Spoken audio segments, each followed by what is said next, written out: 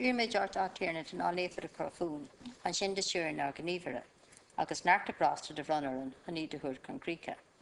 On a screws that has no for Arnid of Reher, agus Arnil Gania Fasta, has got 3 the creek no for read, 3 Creek Star Dearna Amen.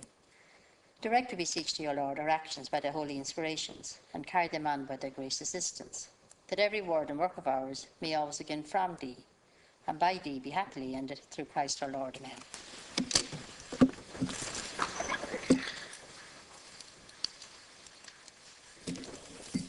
I received notice from the following senators that they propose to raise the following matters.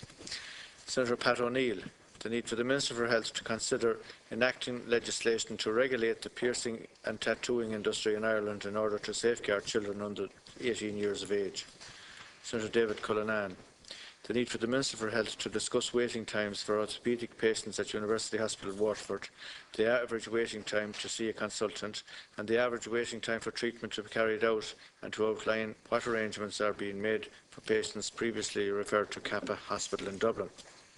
Senator Marie Maloney, the need for the Minister for Health to set out the reason why a person in County Kerry who is under review for a medical card has not had an application for a review halted in accordance with an instruction from the Minister and is not being treated in the same way as other people whose discretionary medical cards are under review. Senator Mark Daly, the need for the Minister for the Environment, Community and Local Government to review the practice of only allowing one 5-year period of extension to planning permission.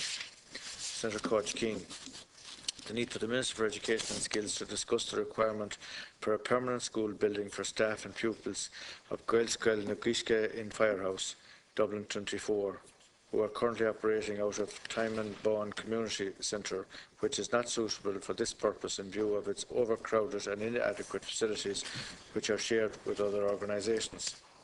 Senator Fidelma Healy-Eames, the need for the Minister for Children and Youth Affairs to propose a change to the adoption laws so that natural parents of birth mothers do not have to legally become adoptive parents when new spouses adopt their own birth child from a previous relationship. I regard the matters raised by Senators O'Neill, Cullinan, Maloney and Daly as suitable for discussion on the adjournment, and they will be taken to the conclusion of business.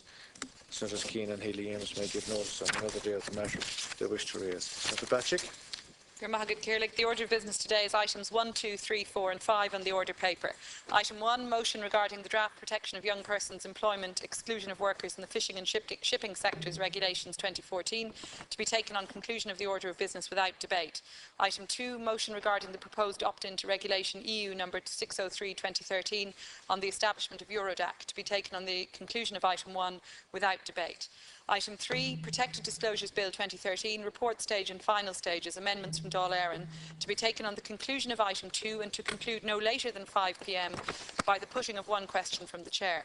Item 4, Housing Miscellaneous Provisions Bill 2014, second stage, to be taken at 5 o'clock and to be adjourned no later than 7 o'clock, with contributions from group spokespersons not to exceed 8 minutes and all other senators not to exceed 5 minutes. And that's to adjourn at 7, no later than 7. Item 5, Education Miscellaneous Provisions Act Bill 2014, order for second stage and second stage, to be taken at 7 o'clock and to be adjourned no later than 9 p.m. if not previously concluded. Contributions from group spokespersons not to exceed 8 minutes, all other senators not to exceed 5 minutes. Senator Daly. Thank you, Cahill. In November 2010, Fine Gael published a document, Reinventing Government, and in it, it said we want to introduce a new system of public appointments in which positions are advertised. Leo Varadkar back then said this is part of our new political plan, and at the same time he called for a moratorium on the appointment to state boards and public bodies. I call for a moratorium now, and I asked Leo not to be a hypocrite. He too should stop. The Minister for Transport. The Minister for Transport not to be a hypocrite instead of Leo. Because what is happening now, if it was wrong then it's wrong today. Blatant, shameful, disgusting cronyism of the highest order. Jobs for the boys and the girls. Not so much jobs for the girls, though.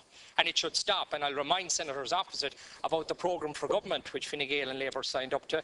Vacancies on all remaining paid directorships on public boards will be advertised on the website.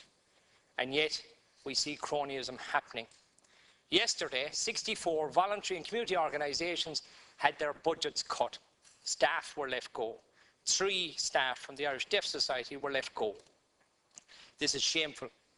The ministers are too busy packing state boards and cutting funding to voluntary organisations. They're cutting funding to those who represent the most vulnerable. This is a stark example of those on the inside versus those on the outside. And why are they cutting budgets? Because the ministerial office holders, like Leo, the Minister for Transport, Senator Daly. is... Senator Daly, you should address him as the Minister for... The Minister for Transport is too busy stuffing state boards. And they're not paying attention to their budgets.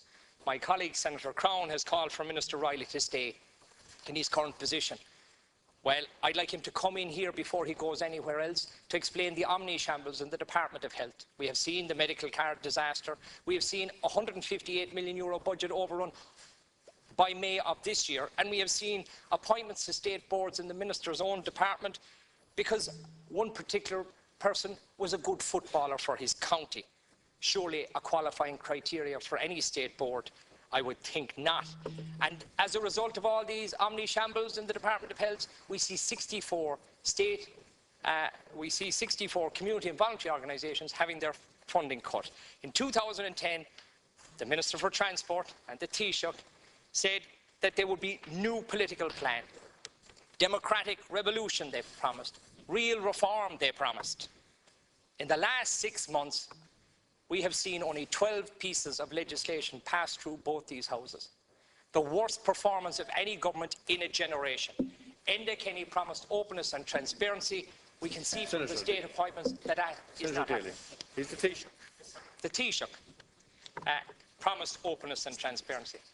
This government... Over time. Sorry, Leader. Have you a question for the Leader? Finally, just on the question for the Leader in relation to openness and transparency, we'd like a debate in relation to that issue. And last Thursday, Senator Coughlin, Sir Coughlin, promised openness and transparency from the British government in the regard of the Dublin and Monaghan bombings. He might inform the House how he's getting on, because last Friday, in the Guardian newspaper, there was a special report on the Ballymurphy massacre, in which 10 unarmed civilians were shot in the space of 36 hours by the parachute regiment. A question for the Leader. Yes, You're way over time. it's in relation to openness and transparency, and in relation to looking for a debate on that matter, and the fact that while we can all name Jean McConville, the mother of 10, who was abducted and murdered. Question for the Leader. Yeah, it's in relation to openness and transparency, looking for a debate on the matter. You can raise those issues during the debate. I'm asking for the debate. I would challenge members opposite to name the mother of 8 who was shot in Ballymurphy by the parachute regiment. And when Senator Coughlin is at the British Embassy Tea Party this summer, instead of asking for more cake, he might ask for the truth. Senator Thank you, Coughlin. Cathaoirleach. I hope I'm invited to a tea party to whatever one he's referring to. But in any event, Senator Daly, I'm sure, knows all about cronyism. But let it be stated that this government was the first ever government to give members of the public the opportunity to apply for positions on state boards. And departments will, I believe, continue on their websites to invite expressions of interest in vacancies on the boards of bodies under their aegis. This process has increased the pool of available talent and has allowed the government to target specific skills sets in filling vacancies on state boards. So I believe, contrary to all previous governments, this government has cast a net much wider in seeking talent for state boards. And I challenge the people opposite to name anybody that they believe is not qualified to fill any position for which they've been proposed and which they're filling on state boards. But I will leave that to the acting leader, will respond more fully, I'm sure, to that. Election results already. The local election results. Senator Coughlin, elections are over. As he asked, Senator, resume. no, to be helpful to Senator Coughlin, Minister Riley said that some of the people he appointed weren't fit for the state board. Senator Daly. Senator Daly. Thank you. You have got your contribution already. Well, I know, but he was asking, he was challenging us to give information. I just wanted to be helpful to Sir Coughlin. Over. Senator Daly, resume your seat. Indeed. Senator Coughlin, I have a question for the Leader. actually haven't. I was going to raise something else, but in view of the interruption, I think I'll leave it pass and I'll deal with it tomorrow. Senator Thank you very McAneel. much, Chair. Indeed. First of all, I would like to acknowledge today in the Shannon the passing of one of Ireland's extraordinary, most underrated writers, and that's Dermot Healy. I knew him. We met at funerals, wakes and festivals, and there's a terrible sadness when a poet and an artist leaves us without a celebration and without an acknowledgement.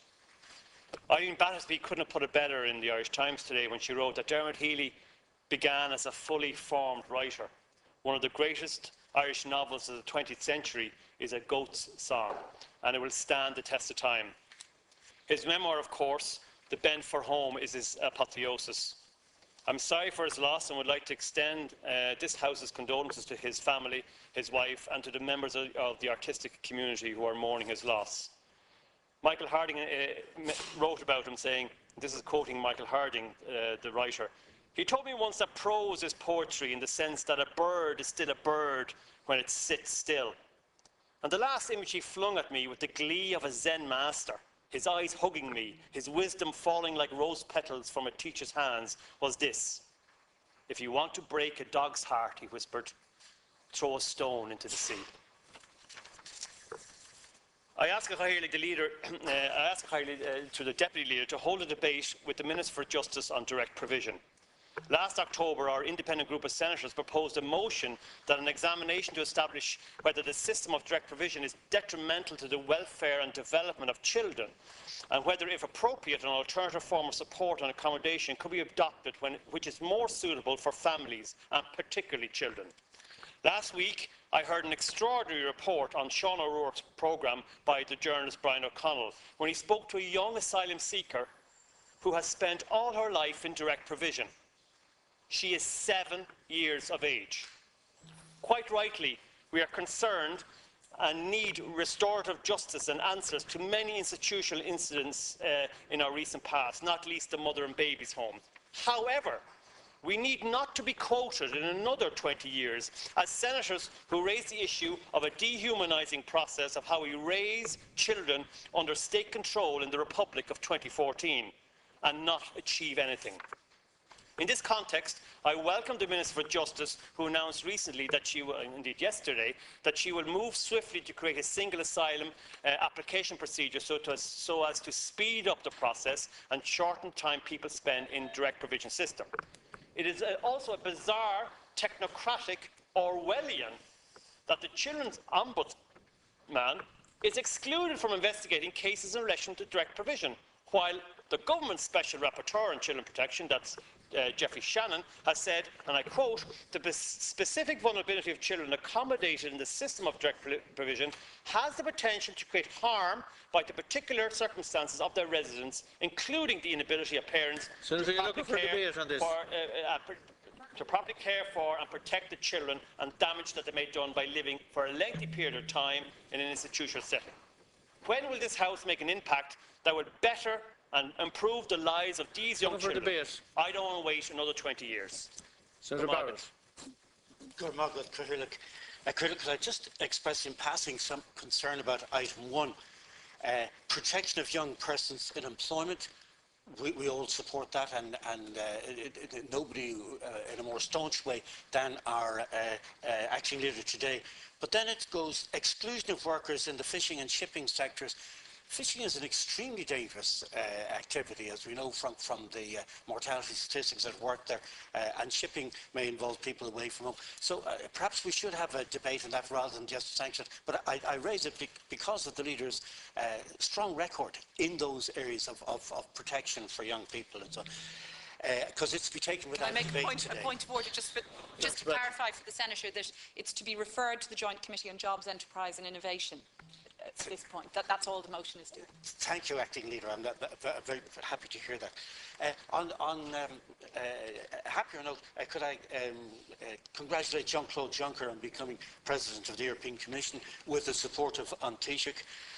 There are Cathaoirleach very interesting links between Ireland and Luxembourg as two small countries in the European Union, and that during the occupation of Luxembourg, the Archduke joined the Irish Guards, regiment in the British Army and participated in the liberation of his home country in that uniform. So I think wearing shamrock on St. Patrick's Day will be common to both small nations. And in fact, 3 of his grandsons have also served in that regiment. So we look forward to warm relations between Luxembourg and Ireland, and I hope that he will look after the interests of the smaller countries within the European Union. Could I also welcome that yesterday was the first day as Chief Constable of the PSNI of George Hamilton, and I note that he went to West Belfast to attend a seminar on restorative justice, and we wish him well in his appointment and for continued warm relations between the PSNI and An Garda Síochána. Senator Gilroy. Thank you, Cathaoirleach. When Senator Daly reduces the deaths of people in a northern conflict to a mere counting game, it's something that he should be absolutely ashamed of. If that's his type of republicanism, it's not my type, and it's the type of republicanism that no decent-minded person would ever indulge in. That's not what I rise to speak for. I want to speak about mental health in the chamber today, I've spoken. Is it the names of Francis Quinn? Is it the names of Hugh Mullen?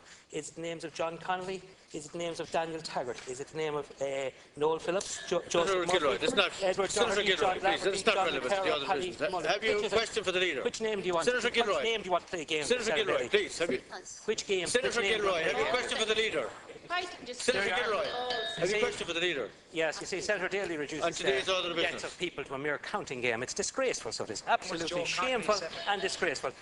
Sinn Féin have moved from that years ago. I have plenty of questions for the leader. Sinn Féin have moved from that years ago and have reached out the hand to their former opponents and enemies, and it's not something that Senator Daly has even moved towards. It's despicable nationalism, it's despicable republicanism, and it is the republicanism of no decent-minded person.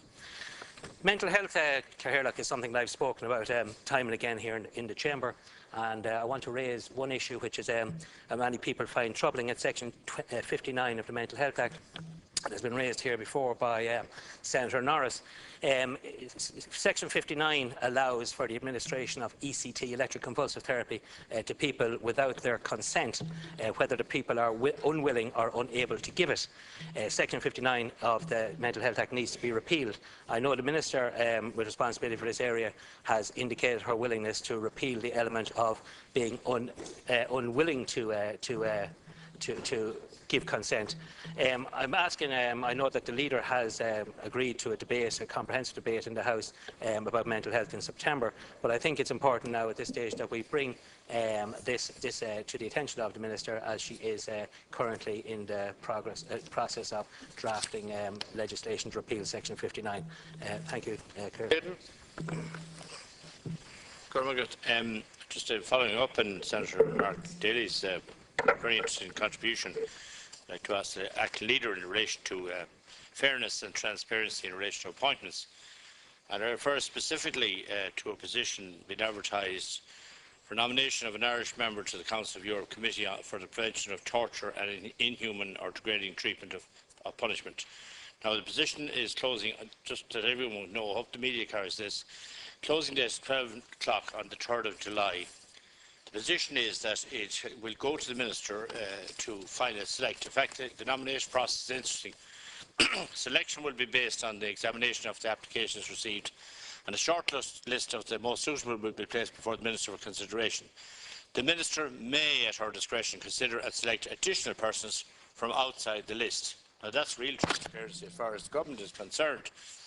But I'm going to hold a watch and brief as a member of the Council of Europe and the way this position is handed out. It has to be handed out in a fair and equitable way. In the curriculum vitae, I don't see any section which says which political party or affiliate to, whether it's Fine Gael or Labour. That would normally be the requirement for all jobs being given out at the moment. They must have declined to put that in this particular application. It's for a 4-year period. It's a very prestigious position. Sean Aylward, the former Secretary General, the former Secretary General, the former Secretary General of the Department. Senator Layton, without the former Secretary General of the Department of Justice, Sean Aylward, was the outgoing member. It's for a 4-year period. And it is very important that the right candidate is selected on a fair and equitable basis. The person, he or she, that is qualified for this position, not qualified because they're a card-carrying member of Fine Gael or the Labour Party. And I'm saying to Frances Fitzgerald, Minister Frances Fitzgerald, Minister, got there ahead of you. She can prove herself, she can prove, Minister Frances Fitzgerald can prove how a minister she is, that she's without blemish on her character, if she goes ahead with this appointment in a proper way. I have confidence that she will. And the person best qualified. Now, the acting leader of the House today would be ideally qualified to act, in fact. Now, I would certainly recommend that you apply for it, because you certainly will get it. Because you're, Senator, you're way over time. I'll tell you one thing. Why do we need a big Senator, speech if the senators come? The Labour Party, they're not getting the commissionership. Just let's be quite clear about this. In fact, Minister Phil Hogan has been given the job. It's on the way to you. That's only a sign. And I wish you well in the position. Irrelevant to the days. Well, the point is very relevant. But it's follow up to Senator Mark Daly. And I've asked the acting leader to ask the Minister to investigate, allow a fair and equitable application. Thank you for your time. Thank you, Cahir. Look, I wish to raise the issue of the free travel pass for our senior citizens and the recent speculation that it might be stopped or withdrawn for some of those of pensionable age in the next budget. It should be noted that the present review of the system is not due to any wish on the part of government to withdraw the pass, but rather that the Minister wishes to review the operation of the scheme in relation to the avoidance of fraud and the provision of the service via private operators. The free travel scheme permits free travel on most CIE public transport services, the Lewis, and a range of services offered by over 90 private operators in various parts of the country at an annual cost to the Exchequer of €75 million. There is currently in excess of 745,000 customers eligible for free travel, and when spousal and companion passes are taken into account, there's over 1.1 million customers with free travel eligibility. Under the Programme for Recovery, increases in subventions for private operators were frozen. It's also the case that no new operators were allowed to join the scheme, and given the state of the finances at the time, that was a warranted decision. What is happening now is merely a review of the situation as the programme comes to a close. And I note the comments from Minister Leo Varadkar, Minister for Transport, that the removal of the benefit is not at all on the agenda of government, and perhaps the acting leader, for the avoidance of all doubt, would invite the Minister to address the House on the matter, or I would be happy to put it down as an adjournment matter if that was a more convenient method of addressing the speculation. Donald. I'd like to just make 2 points this morning. The first, like my colleague Senator Machaneel, I would like to lament the passing of the poet and novelist Dermot Healy. I think when people like Dermot Healy pass away, it is a pulse of a nation that's gone somewhere into the ether. And I think sometimes we don't cherish our poets and our playwrights and our artists half enough. And I think their contribution to the country can be greater and above politics. And I lament it even more when I see what is happening to the arts in education, and that not enough money and not enough emphasis has been put on it, and it's constantly put on computers and technical education and not enough on artistic education, which can do as much for young people. The second, so I think we've lost a great pulse and we've lost a great heartbeat, and we tend to forget that when we're getting caught up in politics. But he was a marvellous, marvellous writer and a lovely man, and I was at school in Cavan myself for many years, and he was from Cavan, and I knew him well, and I lament it greatly. And he cherished this country and lived in Sligo and loved it and wrote about it, and it's something special, and it's a tragedy that he has passed away. The second point I'd like to make, your indulgence, Gaelic, is that there was a young German student brutally murdered in this country 2 years ago, and his trial was recently in the Central Criminal Court, and his parents stood with absolute dignity and eternal sadness as they lost their only son, his mother's only son, and the assailant got 9 years. Now, I'm not one to take on the courts, but there is something wrong in our society when the punishment does not fit the crime. We can give 6 years for somebody who is importing garlic, and people who are brutally murdered, on the streets. Senator, I'm asking and requesting, are brutally murdered on the street. Punishments must fit crime. They must be a deterrent to crime, somewhere to be a deterrent. We are facing we have one murder a week in this country now, 62 violent murders in the last year. And I'm requesting that the Minister of Justice come in here, and a conversation must begin through politics about what we do about sentencing in this country as a deterrent. And it is a deterrent for future assailants and future violent crime, and people having to leave this country without their children because they've been knifed on the street. Senator Sheehan. I'm sick of it.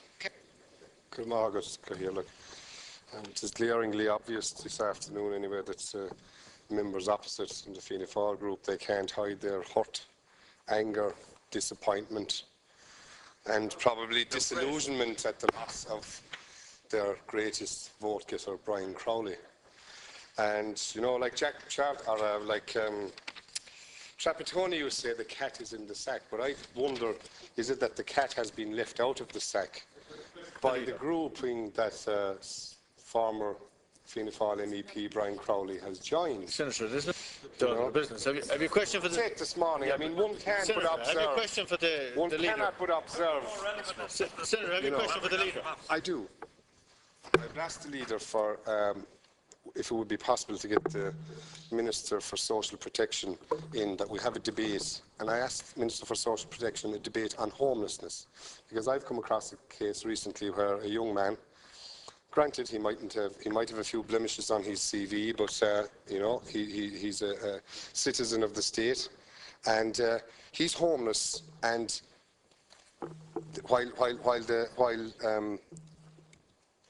while accommodation is provided in a hostel type building, he won't go in there because he finds that building is full of drugs and drink, and he won't go there, and hence he cannot receive any social welfare payment because he doesn't have an address. And I believe in other counties this is being accommodated by community welfare officers, etc., but not in the county of Kerry. It's not. And this young man has no money. And he said to me recently, I thought he made a very good point when he said to me, he said, Tom, he says, if you haven't eaten for 3 days, he says, you'll steal too. Senator, it might be suitable for an adjournment. Well, I believe, no, this is a very big debate, and I believe that I would be asking for the Minister for Social Protection to come, and I mean, I believe the debate on homelessness has to be started sooner rather than later, and I believe it's a serious debate that needs to be had. Senator Cullinan. Over the last number of weeks, there has been several calls for debates on healthcare with the Minister for Health, James Riley. And we were told by the Leader of the House that the Minister would be in last week, which he was, to take a debate on Fergal Quinn's bill on private health insurance. Now, any issue that was raised by a senator from any side of the House which was outside the scope of the bill was then ruled out of order. So it isn't the appropriate time to have a proper debate with the Minister for Health on the wide range of issues which are obviously affecting healthcare at the moment in such a situation. So again, I'm calling for a proper debate on healthcare, and the issue of the medical card fiasco has been mentioned already. It is still not resolved. There are still people without their medical cards, and we still haven't had a proper resolution of that particular issue. The budget overrun is just a symptom of what's wrong in the health service. We have a budget overrun, but we have frontline services being under attack all of the time. We had the cronyism which led to the resignation of the then Junior Minister Roisin Shortall. Beds are closing and wards are closing in hospitals and have been for some time. And then we have the OECD report, which shows that Ireland has fewer doctors. We pay consultants more than the average rate in OECD terms, yet we're continuously told by the Minister for Health that the reason why we don't have enough consultants is we don't pay them enough, or they won't come and work in this state for the salaries which are there. But the OECD report actually very interestingly shows that in terms of state money, consultants in this state get much more than in any other state in Europe, which is what we in Sinn Féin have been saying for some time. It also says that we spend less per capita than any other country in the OECD region on healthcare. So that's why we have a crisis in healthcare. We're just not investing enough, we're not spending enough. And I come from a school which the Labour Party once came from, which is that if you want proper public services, if you want to invest in them, you have to raise enough taxes to pay for them, and you do it in a fair and progressive way. Let's get back to that, and let's have a debate about healthcare and the problems that we have in healthcare. But outside of a minister coming in to speak on a specific issue, I'm asking that the minister will come in to the House over the next number of weeks. And I won't table an amendment to the order of business. I've flagged this now a number of times, and I would hope that the acting leader will pass this on to the leader of the House, and that debate can be arranged. Whether it's a new Minister for Health or not in the next few weeks, it doesn't matter. We need the person who has responsibility for healthcare to come into the House as soon as possible. Senator Brennan. Comments I'd just like to make on the review of the free travel pass already mentioned by my colleague Senator Noone. The free travel pass for pensioners is taking place presently, and could I say at the outset that the government very much values the free travel scheme. The review of the scheme presently being carried out is with a view to modernising the scheme. It's not about taking it away. That's not the agenda of this government. Pensioners, I am glad to ensure, will be protected in the review of the free travel scheme. But issues, and we are all aware of some of them, issues relating to misuse of passes, fraud and IDs, have to be addressed and must be addressed. Any suggestion that this government are going to take away the free travel pass from pensioners just is not on the agenda as referred to by Senator Noone. Pensioners fully entitled to them will not be taken from them. I am very glad and happy to allay any fears pensioners might have on this review issue. Those who have passes will hold on to them, and those who are misusing them will be found out.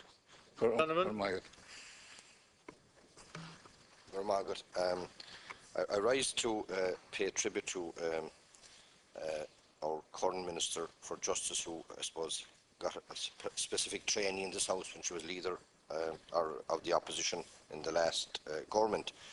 And in particular, and I think the acting leader would agree with me, the recent announcement today that she's taking on board primarily the recommendations of the All-Party Committee on Justice, among other things, with regard to empowering GSOC to do a proper job.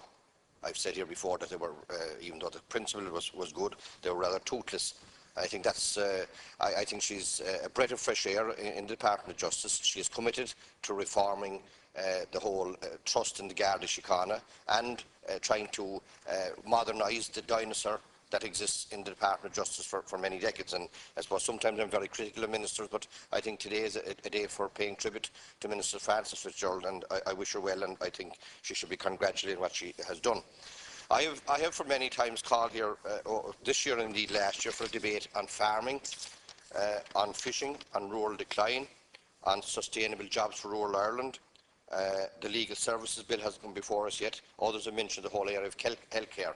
And these debates have been promised ad nauseum to us here, and I'm disappointed that we're now within probably 3 weeks of the proposed Senate, of the recess of the Chamber for the summer, and I would be demanding that these debates, if at all possible, should take place before the summer recess. I think today on item number 5, and I'm saying this not in a pejorative way, acting leader, but you have item number 5, a bill on education, which I'm not taking from its value, but this was only published in the last 3 or 4 days, and it's something that I think we could reflect on, and maybe if not this week or next week, I think rushing into this today, I think is a mistake. So many other debates that this House has demanded for, and I'd be inclined to ask you, acting leader, to reflect. It was published on the 24th of June, and I think there's ample time that maybe a second stage could be dealt with before the summer recess, and other stages dealt with maybe when we return in the autumn. It's not an urgent matter, and I think that I would ask you to reflect on it. Acting Leader, I think I'm making this as a fair point. I'm not being opportunist or being antagonistic towards you. I think it's something that could be dealt with in a less rushed fashion, and in view of the fact that so many other debates on various issues, some of them which I've outlined that were promised to us and have not been given, some of them going back for over 12 months. Good morning. Senator Noone. Look, I'd like to just briefly welcome the fact that roaming charges have further reduced today thanks to the EU Commission. Nellie Kroes, the Vice President of the Commission, has definitely done the right thing here in bringing the cost of roaming down further, which will benefit tourism and business. And in the digital age that we live in, I think it's very important that businesses continue to thrive both when they're at home and abroad. And it's another further step to realise the vision of an interconnected Europe, and I would encourage the Commission to go further and to allow people to use their phones as if they are at home by the end of the year, which is their intention. I just wanted to briefly mention just the issue of water safety. We had 2 tragic drownings over the weekend, and the forecast is for good weather, and while we are all very, very glad of it, water safety is something that we all must be very mindful of. And one particular aspect, 1 in 3 of all drownings are alcohol related, and of the 140 that died last year, 1/3 of those had alcohol on board, and a large percentage of those are under 21. And I would put it down to the ridiculously cheap drink that's available to young people when you can get a can for 89 cents in Lidl and a bottle a 250ml bottle of beer for 41 cents in Aldi.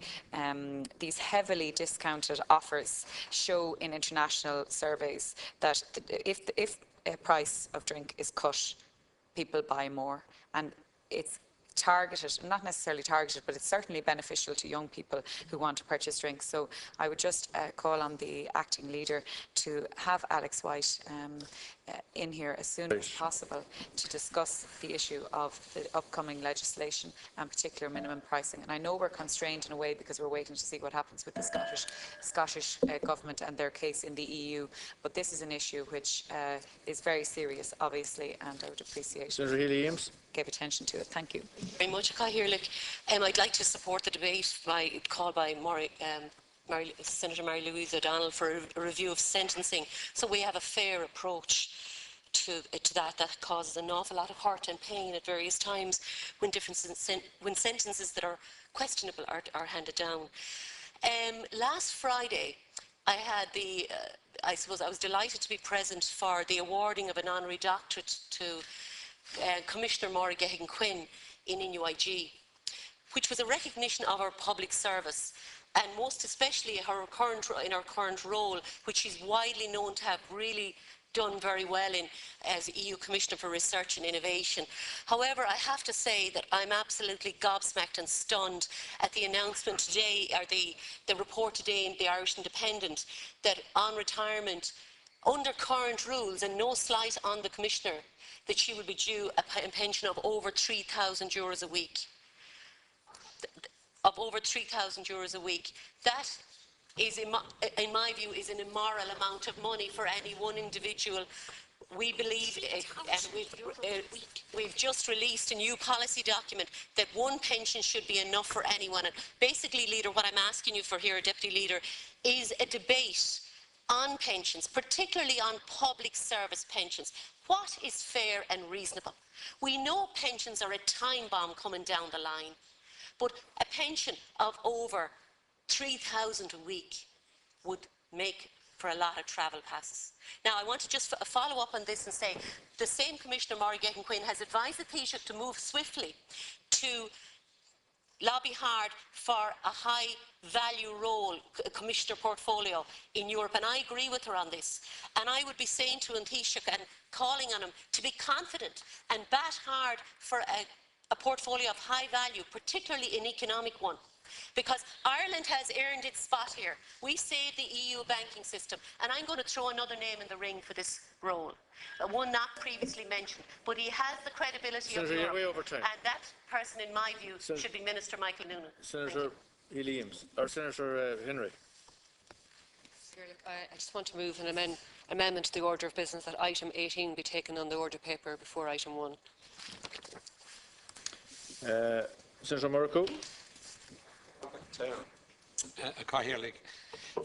A number of people have made reference today to the free travel pass, and I'm glad to hear some of the positive comments which I'm hearing from the government side. I think we all realise that this particular document is a very valuable document, and when it's received, it's a cause for celebration because it's a testimonial, really, to the worth of our senior citizens and an acknowledgement of the contribution which they have made to the state, particularly in very difficult times. A lot of them would almost see this as a birthday card and an anniversary card rolled into one and arriving in their house. Now, I would be very sad indeed if I thought that this would in any way be diminished as a result of the review which is going to take place. We should remember that the travel pass gives our senior citizens a sense of independence. It gives them a sense of mobility, and that's so very important when people are advancing in years. Many of these people living on their own. They might wish to visit relatives. They may have to visit a sick person a long way from home. There are so many cases, and if there are abuses, and I'm not too sure what abuses are being referred to, obviously that has to be looked at. But I think the basic concept of the travel pass has to be protected at all costs, because I do genuinely believe that if we start in any way, and I'm not suggesting this is going to happen, tinkering with what was a very, very generous implementation the first time when it happened, I think it will make a lot of senior people, senior citizens, feel very uneasy about their own future. And I know many people who fall into that category, and it actually makes their lives. I know that's an exaggeration, but it does in effect. So I would appeal to the government just to be very, very cautious that we don't add any extra concern onto the shoulders of people who already have had a lot of disappointments and a lot of concerns up to now. And I think all of us in this House, from all political persuasions, would want to see the right thing done in this case. Senator Cummins-Kate. And first of all, I just want to second Senator Henry's proposal. And I want to raise the issue again. I raised this issue back in the springtime of this year, and that's the cost of southern hauliers, particularly hauliers along the border that are travelling in and out to Northern Ireland, and they have to pay 10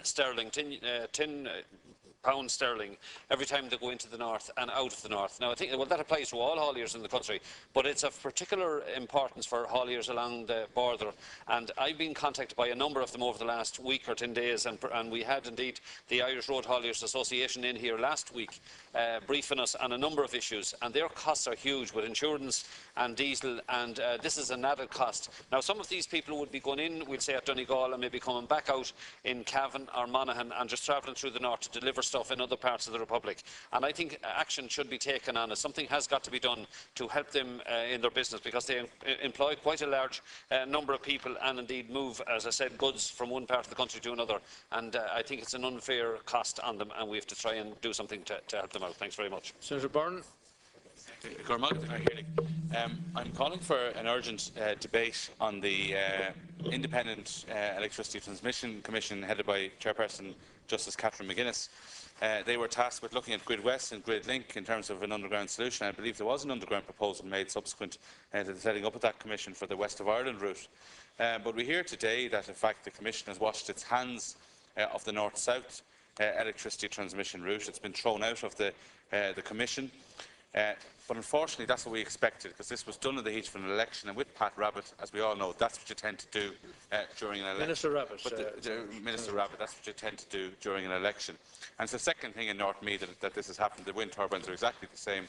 One thing said before the election, a different scenario post-election. But this is a really serious issue where the people of the North East are being treated with disdain, they're being treated with contempt, and they are now effectively second-class citizens in North Meath, in Cavan, in Monaghan, and indeed in parts of South Meath as well, and west of Navan, that are affected by this major imposition on their lives. I think we need a full debate on this, and why certain counties are getting overhead lines, and certain other counties where the Taoiseach lives and where there's a by-election coming up in the next few weeks are getting underground lines. I want an answer to that question. Shannon would be a good forum to have a full debate on that. We need equality of treatment for people in this country. Senator Conway. I would like to agree with the sentiments of Senator Mary-Louise O'Donnell in terms of having a discussion and a debate on sentencing. And to that, when I, along with members of the Justice Committee, went to Stormont as part of our deliberations on the recommendations, the very positive recommendations in terms of Garda oversight that have been made by the Justice Committee, we met the Northern Ireland Justice Committee. And it was a very interesting discussion which we had with the committee, where at one stage it was said that on an annual basis the Chief Justice comes before the committee and explains the rationale behind sentencing. And we obviously then asked a question about, the whole separation of powers. And of course, it was pointed out that if there was issues the Chief Justice, for whatever reason, couldn't discuss, the Chief Justice said that. And I think that that would be an excellent suggestion for the House here, that the CPP could consider inviting the Chief Justice in to make a statement to the House and have a discussion on justice issues, and particularly the rationale and the thinking behind sentencing. I think that it would be a very, very useful exercise, and it's something that would be appropriate to Shannon Éireann. So I would like to make that suggestion to the acting leader, that is something that perhaps could be looked into for the autumn. I also would agree with Senator Noone's call for caution during this fine weather in terms of water safety. It is a splendid country at the moment, and people are enjoying themselves, and there's thousands and thousands of tourists from all over the world here enjoying the fine weather. But I would like to pass on my sympathies to the families who've lost loved ones as a result of drowning, and I would just call on people to be careful and to be cautious and to treat the water with the respect it deserves. I would also appeal to people to bring their rubbish home with them and not leave it on our beaches, because we have beautiful beaches, but they're being destroyed every weekend, and in fact every day, by people leaving their rubbish. It's not too much to expect people to bring their rubbish home with them, and not to have local authority workers who are doing a fantastic job out at 6 in the morning, needlessly having to clean up rubbish. Senator White. It gives me great pleasure to remind everyone in the chamber today that Mr. Charles Haughey, as Minister of Finance in 1967, introduced free travel for older people in this country. It was a milestone in legislation, and I have to say, take the opportunity to say as well that the other great milestone he introduced was the Succession Act, where a man could no longer sell the family home over the head of his wife. Now, recent press reports yesterday in the Irish Times are frightening the older people around the country, or people over 66 and people with disability, that the government, a senior government source said, now I know my colleagues here on the other side have raised it and denied it and everything, but a senior government source quoted in the Irish Times yesterday, it was unlikely that additional money would be made available next year, because many of the transport providers, private transport providers, have said that they can no longer afford to do it. Now, we hear regular discussions about that we will have a less restrictive budget in 2015. Why shouldn't the free travel scheme benefit from this? This House today should fully support the Hands Off Our Travel Passes campaign of Age Action Ireland. Their survey has shown that this is a neo-conservative government. Senator White, without interruption. Please, Senator White, without interruption. Older people are discarded by society because they're no longer... Senator, have your question for the leader. Senator, have your question for the leader. We should also oppose all of the restrictions being put forward for government consideration, including limiting the times when older people can travel. Of course we're against fraud. Absolutely, totally. Are you looking for a debate on But this? I'm calling for Minister Leo Varadkar to come to the House and to tell us clearly that this government official report yesterday, that there's no question of touching the free travel scheme introduced by Fianna Fáil and Mr Charles Haughey. Senator O'Neill. Thank you, Cathaoirleach. I think the comments by Senator White in relation to, it's typical scaremongering. The free travel, which is a great benefit to the people of this country, will be retained, but the government have to take steps to cut out fraud, and that's why people have received letters in relation to identification. I want to raise two matters on the order of business. I think one has been raised maybe already, but I did raise this matter last April in relation to where I asked that swimming lessons be put on the curriculum at schools. 40,000 students every year receive certs in relation to schemes run by the Irish Water Safety, which is one of the best organisations we have in this country, who do voluntary water safety at different venues. But that means there's 450,000 children are not benefiting from this. But I would ask that the schools and their headmasters, head principals and that, take up the PAWS scheme, which is a free scheme set up by the Irish Water Safety, and they can continue from PAWS 1 up to level 8, which is swimming. It is very, very important because we've seen, and I sympathise with the families where we've had tragedies over the last 2 weeks because we've had very, very good weather. And I sympathise with the families in relation to this matter. But hopefully it's awareness we need to get, because people, it's not, I just heard on the radio this morning, over 500 people were rescued last year by our lifeguards. That is an amazing statistic, that 500 people, unless we had people that were well trained by water safety and by other bodies in relation to water safety, we would have had a lot more tragedies. But the other matter I want to raise is in relation to, and I asked that the acting leader would ask the Minister for Agriculture to come into this House to discuss what is at present a crisis. We've seen in relation to the beef industry, but what is another big problem is now the grid system is failing farmers. The grid system is robbing farmers, and actually I think farmers have a better chance at present of picking the lottery numbers than they have of knowing what price they're going to get for their animals when they send to the factory. When the factories, I'll just be in a moment. So you're looking for a debate on the issue? I'm looking for a debate, and I want to finish this. And when the factories and farm organisations a few years ago agreed on a new grid system, it was supposed to benefit all in the industry so that quality would be paid for. But now the factories are using the grid system to their advantage. We have penalties in the same grade. Farmers face penalties for underage. They face penalties for overage. They face penalties for underweight. Those are issues you can raise during the debate. Sorry, Cathaoirleach. Certain breeds are being discounted. The quality assured bonuses are being reneged on. And I'll give you an example. This week... Senator, you're looking for a debate on this? I am looking for a debate. Under the old system, the old grading system, if you had a youth-free animal, you would be paid the exact same.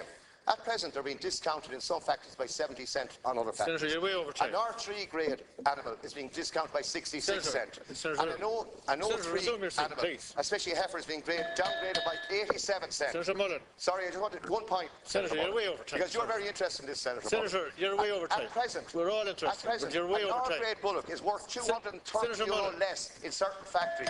And an O-grade heifer is worth €287. We need a debate on this immediately. I'm finished. Thank you, Senator Mullen. Some colleagues have mentioned the free travel system. The maintenance of that, it seems to me, is absolutely essential. There are many ways in which our treatment of older citizens in recent years has become quite shameful, with the elimination of various services to them and allowances and so on. But it seems to me that the free travel system is probably one of the last remaining bits of evidence that we have some regard for our older citizens, and it has to be a non-negotiable. In yesterday's Irish Times, Cathaoirleach, we read that in Denmark, high-voltage cables are placed underground in scenic areas and away from centres of population, and the writer spoke about his home island of Funen and how it's almost free of overhead lines, and as he said, dig them down. It costs a hell of a lot of money, but it's worth it. Pylons are not an issue in Denmark anymore. Now, we heard last week that EirGrid are looking at undergrounding options for the Grid West project, but with the veiled threat that, of course, it might cost an awful lot more.